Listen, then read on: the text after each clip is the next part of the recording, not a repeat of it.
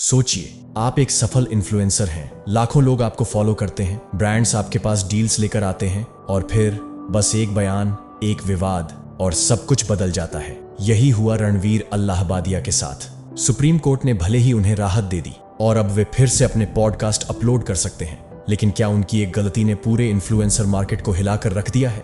Brands क्यों पीछे हट रहे हैं? और सबसे बड़ा सवाल, क्या अब हर कंटेंट क्रिएटर को अपने शब्दों से डरकर चलना पड़ेगा?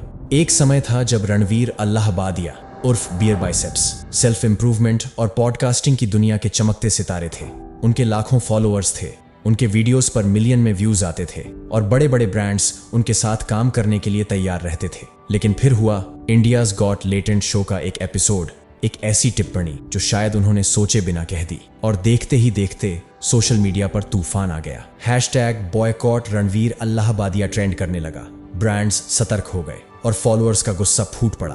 अब आप सोच रहे होंगे, ये तो सिर्फ रणवीर का मामला था, फिर पूरी इन्फ्लुएंसर इंडस्ट्री क्यों प्रभावित हुई? दरअसल ब्रांड्स अब और भी सतर्क हो गए हैं। रिपोर्ट्स के मुताबिक इन्फ्लुएंसर मार्केट में 50% तक की गिरावट देखी गई है। कुछ ब्रांड्स तो अब किसी भी विवादित इन्फ्लुएंसर के साथ काम ही नहीं करना चाहते।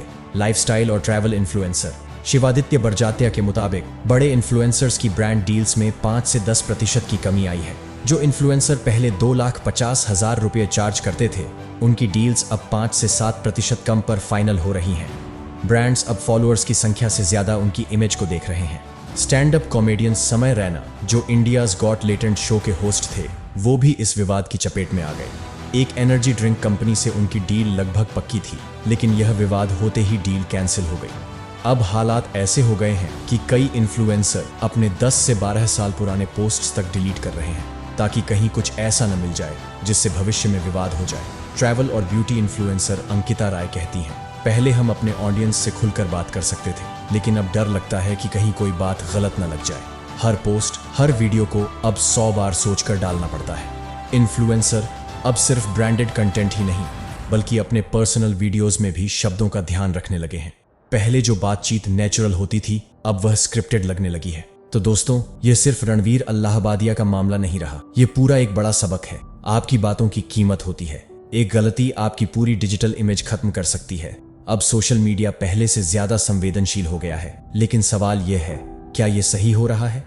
क्या किसी एक विवाद के कारण पूरी इंडस्ट्री को नुकसान होना चाहिए, या फिर सबको अपनी गलती सुधारने का मौका मिलना चाहिए? लेकिन सवाल यह है, क्या यह सही हो रहा है?